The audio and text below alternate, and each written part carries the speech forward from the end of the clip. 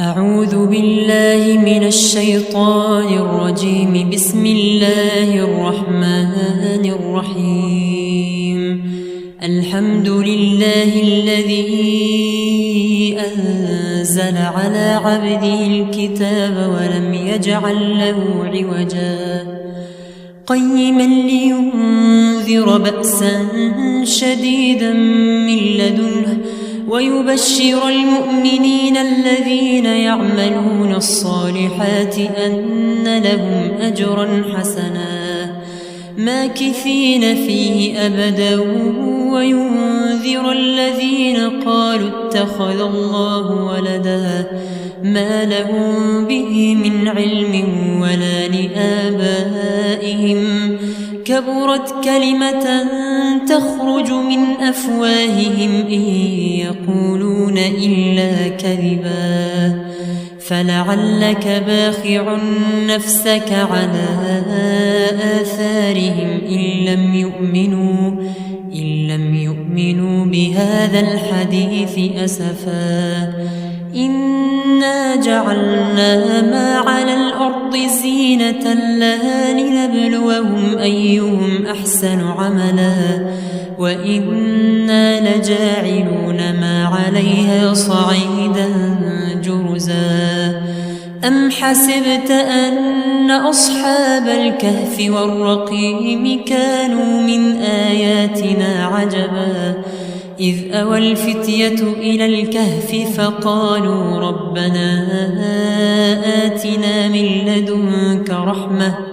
وهيئ لنا من أمرنا رشدا فضربنا على آذانهم في الكهف سنين عددا ثم بعثناهم لنعلم أي الحزبين أحصى لما لبثوا أمدا نحن نقص عليك نبأهم بالحق إنهم فتية آمنوا بربهم وزدناهم هدى وربطنا على قلوبهم إذ قاموا فقالوا ربنا رب السماوات والأرض لن ندعو من دونه إلها لقد قلنا إذا شططا هؤلاء قوم اتخذوا من دونه آلهة لولا يأتون عليهم بسلطان بين فمن أظلم ممن افترى على الله كذبا وإذ اعتزلتموهم وما يعبدون إلا الله فأووا إلى الكهف ينشر لكم ربكم من رحمته ويهيئ لكم من أمركم مرفقا وترى الشمس إذا طلعت تزاور عن كهفهم ذات اليمين وإذا غربت تقرضهم ذات الشمال وهم في فجوة منه ذلك من آيات الله من يهد الله فهو المهتد ومن يضلل فلن تجد له وليا مرشدا وتحسبهم أيقاظا وهم رقود ونقلبهم ذات اليمين وذات الشمال وكلبهم باسط ذراعيه بالوصيد لو اطلعت عليهم لوليت منهم فرارا ولملئت منهم رعبا وكذلك بعثناهم ليتساءلوا بينهم قال قائل منهم كم لبثتم قالوا لبثنا يوما أو بعض يوم قالوا ربكم أعلم بما لبثتم فابعثوا أحدكم بورقكم فابعثوا أحدكم بورقكم هذه إلى المدينة فلينظر أيها أزكى طعاما فليأتكم برزق منه وليتلطف ولا يشعرن بكم أحدا إنهم إن يظهروا عليكم يرجموكم أو يعيدوكم في ملتهم ولن تفلحوا إذن أبدا وكذلك أعثرنا عليهم ليعلموا أن وعد الله حق وأن الساعة لا ريب فيها إذ يتنازعون بينهم أمرهم فقالوا ابنوا عليهم بنيانا ربهم أعلم بهم قال الذين غلبوا على أمرهم لنتخذن عليهم مسجدا سيقولون ثلاثة رابعهم كلبهم ويقولون خمسة سادسهم كلبهم رجما بالغيب ويقولون سبعة وثامنهم كلبهم قل ربي أعلم بعدتهم ما يعلمهم إلا قليل فلا تمار فيهم إلا مراء ظاهرا ولا تستفت فيهم منهم أحدا ولا تقولن لشيء إني فاعل ذلك غدا إلا أن يشاء الله واذكر ربك إذا نسيت وقل عسى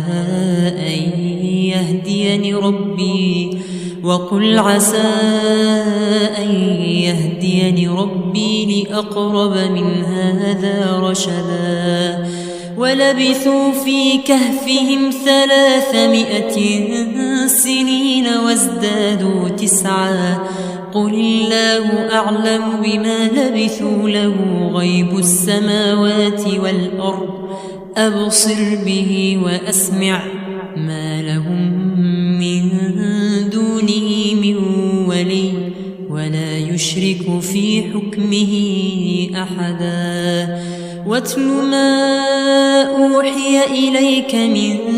كتاب ربك لا مبدل لكلماته ولن تجد من دونه ملتحدا واصبر نفسك مع الذين يدعون ربهم بالغداة والعشي يريدون وجهه ولا تعد عيناك عنهم تريد زينة الحياة الدنيا ولا تطع من أغفلنا قلبه عن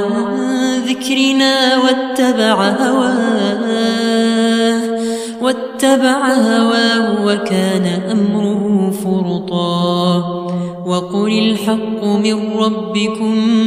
فمن شاء فليؤمن ومن شاء فليكفر إنا أعتدنا للظالمين نارا أحاط بهم سرادقها وإن يستغيثوا يغاثوا بماء كالمهل يشوي الوجوه بئس الشراب وساءت مرتفقا إن الذين آمنوا وعملوا الصالحات إنا لا نضيع أجر من أحسن عملا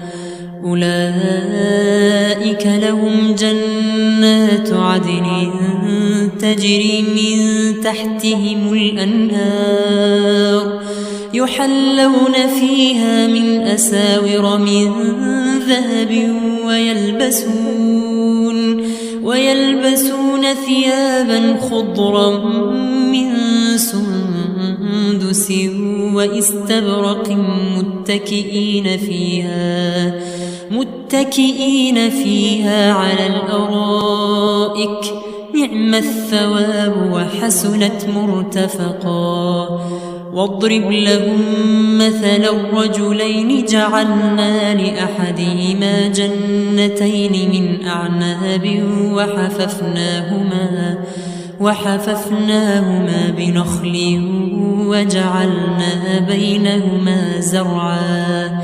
كلتا الجنتين آتت أكلها ولم تظلم منه شيئا وفجرنا خلالهما نهرا. وكان له ثمر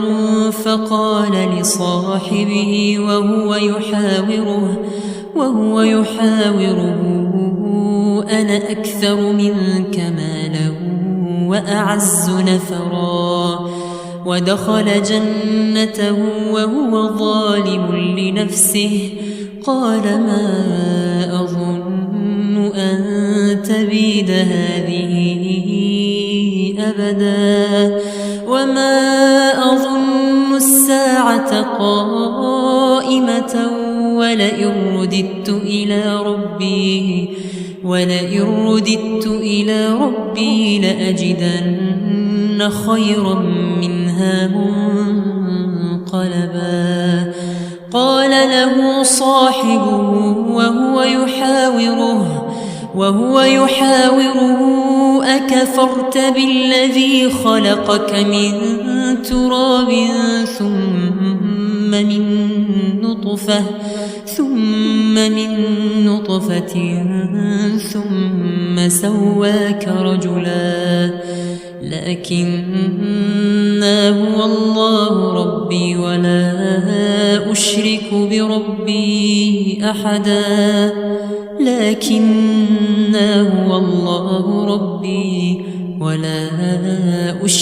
بربي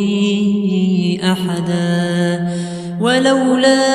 إذ دخلت جنتك قلت ما شاء الله لا قوة إلا بالله إن ترني أنا أقل منك مالا وولدا فعسى ربي أن يؤتيني خيرا من جنتك ويرسل عليها حسبانا من السماء فتصبح صعيدا زلقا أو يصبح ماؤها غورا فلن تستطيع له طلبا. وأحيط بثمره فأصبح يقلب كفيه على ما أنفق فيها وهي خاوية على عروشها ويقول يا ليتني لم أشرك بربي أحدا. ولم تكن له فئة ينصرونه من دون الله وما كان منتصرا. هنالك الولاية لله الحق هو خير ثوابا وخير عقبا. واضرب لهم مثل الحياة الدنيا كماء أنزلناه من السماء فاختلط به نبات الأرض فأصبح هشيما تذروه الرياح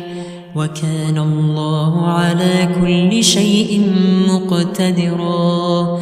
المال والبنون زينة الحياة الدنيا والباقيات الصالحات خير عند ربك ثوابا وخير أملا. ويوم نسير الجبال وترى الأرض بارزة وحشرناهم فلم نغادر منهم أحدا وعرضوا على ربك صفا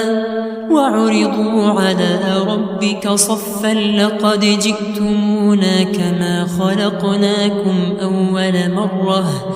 بل زعمتم أن لن نجعل لكم موعدا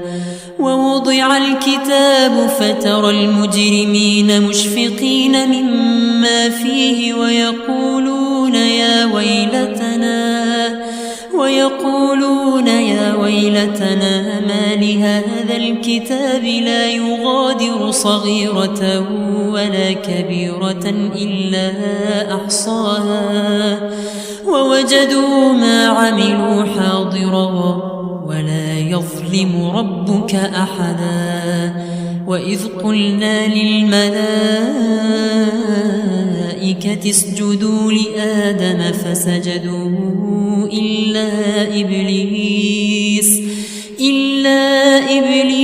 كان من الجن ففسق عن أمر ربه أفتتخذونه وذريته أولياء من دوني وهم لكم عدو بئس للظالمين بدلا ما أشهدتهم خلق السماوات والأرض ولا خلق أنفسهم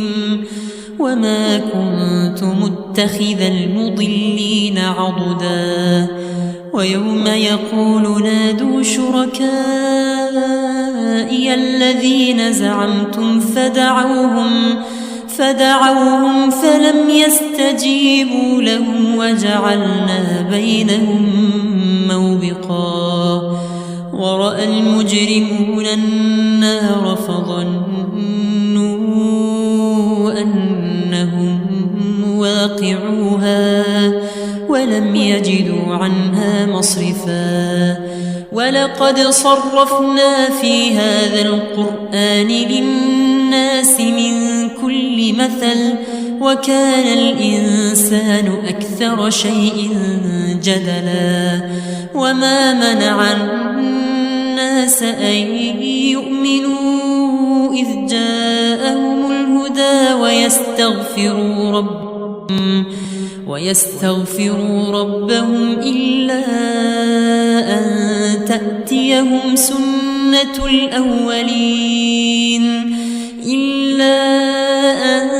تأتيهم سنة الأولين أو يأتيهم العذاب قبلا وما نرسل المرسلين إلا مبشرين ومنذرين ويجادل الذين كفروا بالباطل ليدحضوا به الحق واتخذوا آياتي وما أنذروا هزوا ومن أظلم ممن ذكر بآيات ربه فأعرض عنها ونسي ما قدمت يداه إنا جعلنا على قلوبهم أكنة أن يفقهوه وفي آذانهم وقرا وإن تدعهم إلى الهدى فلن يهتدوا إذا أبدا وربك الغفور ذو الرحمة لو يؤاخذهم بما كسبوا لعجل لهم العذاب بل لهم موعد لن يجدوا من دونه موئلا وتلك القرى أهلكناهم لما ظلموا وجعلنا لمهلكهم موعدا وإذ قال موسى لفتاه لا أبرح حتى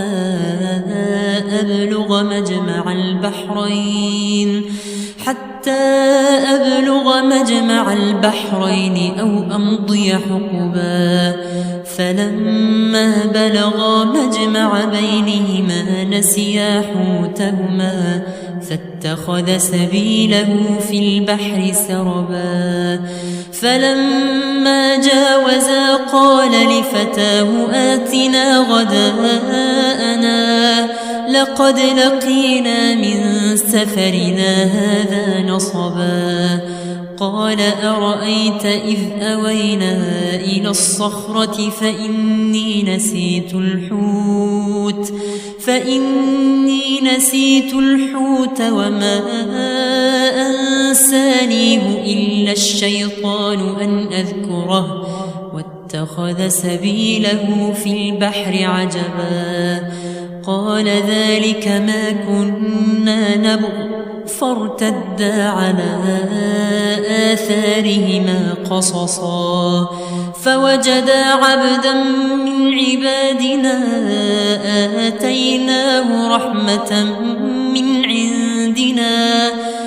آتيناه رحمة من عندنا وعلمناه من لدنا علما قال له موسى هل أتبعك على أن تعلمني مما علمت رشدا قال إنك لن تستطيع معي صبرا وكيف تصبر على ما لم تحط به خبرا قال ستجدني إن شاء الله صابرا ولا أعصي لك أمرا قال فإن اتبعتني فلا تسألني عن شيء حتى أحدث لك منه ذكرا فانطلقا حتى إذا ركبا في السفينة خرقها قال أخرقتها لتغرق أهلها لقد جئت شيئا إمرا قال ألم أقل إنك لن تستطيع معي صبرا قال لا تؤاخذني بما نسيت ولا ترهقني من أمري عسرا فانطلقا حتى إذا لقيا غلاما فقتله قال أقتلت نفسا زكية بغير نفس لقد جئت شيئا نكرا قال ألم أقل لك إنك لن تستطيع معي صبرا قال إن سألتك عن شيء بعدها فلا تصاحبني قد بلغت من لدني عذرا فانطلقا حتى إذا أتيا أهل قرية استطعما أهلها فأبوا أن يضيفوهما فوجدا فيها جدارا يريد أن ينقض فأقامه قال لو شئت لاتخذت عليه أجرا قال هذا فراق بيني وبينك سأنبئك بتأويل ما لم تستطع عليه صبرا أما السفينة فكانت لمساكين يعملون في البحر فأردت أن أعيبها وكان وراءهم ملك يأخذ كل سفينة غصبا وأما الغلام فكان أبواه مؤمنين فخشينا أن يرهقهما طغيانا وكفرا فأردنا أن يبدلهما ربهما خيرا منه زكاة وأقرب رحما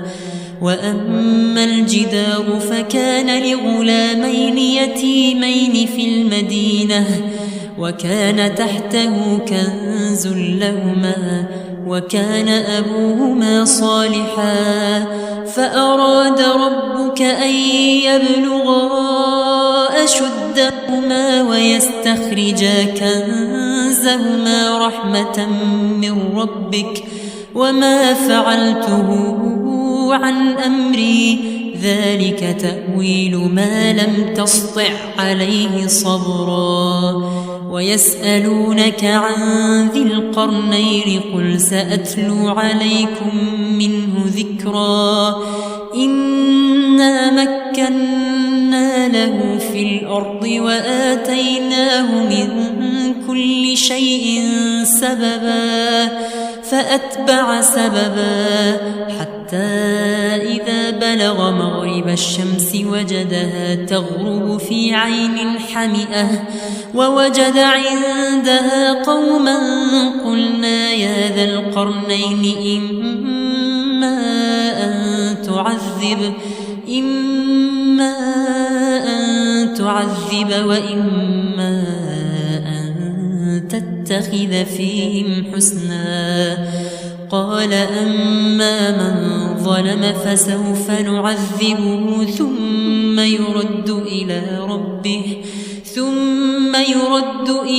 ربه فيعذبه عذابا نكرا وأما من آمن وعمل صالحا فله جزاء الحسنى وسنقول له من أمرنا يسرا ثم أتبع سببا حتى إذا بلغ مطلع الشمس وجدها تطلع على قوم لم نجعل لهم من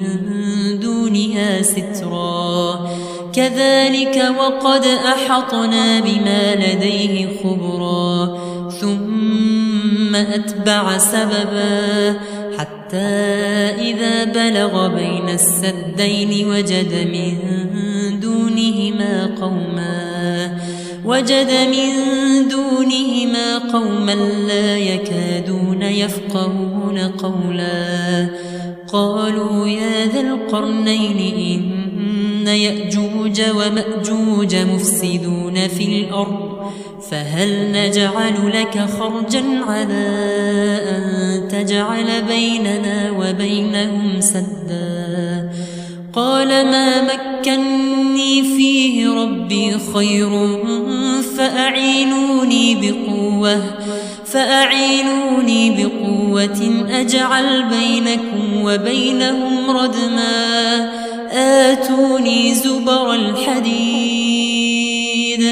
حتى إذا ساوى بين الصدفين قال انفخوا حتى إذا جعله نارا قال آتوني أفرغ عليه قطرا فما استطاعوا أن يظهروه وما استطاعوا له نقبا قال هذا رحمة من ربي فإذا جاء وعد ربي جعله دكا وكان وعد ربي حقا وتركنا بعضهم يومئذ يموج في بعض ونفخ في الصور فجمعناهم جمعا وعرضنا جهنم يومئذ للكافرين عرضا الذين كانت أعينهم في غطاء عن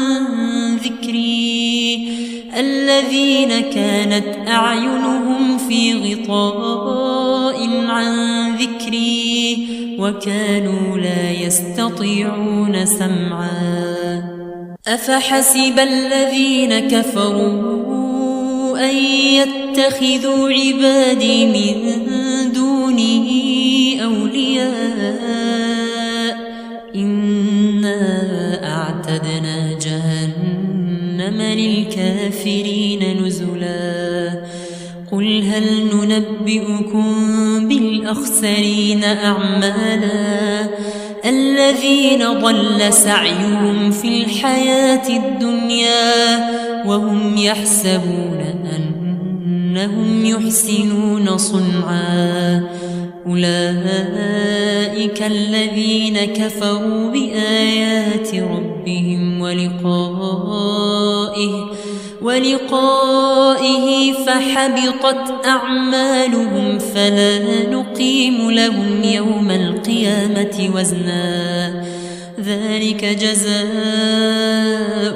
جهنم بما كفروا واتخذوا آياتي ورسلي هزوا إن الذين آمنوا وعملوا الصالحات كانت لهم جنات الفردوس نزلا خالدين فيها لا يبغون عنها حولا قل لو كان البحر مدادا لكلمات ربي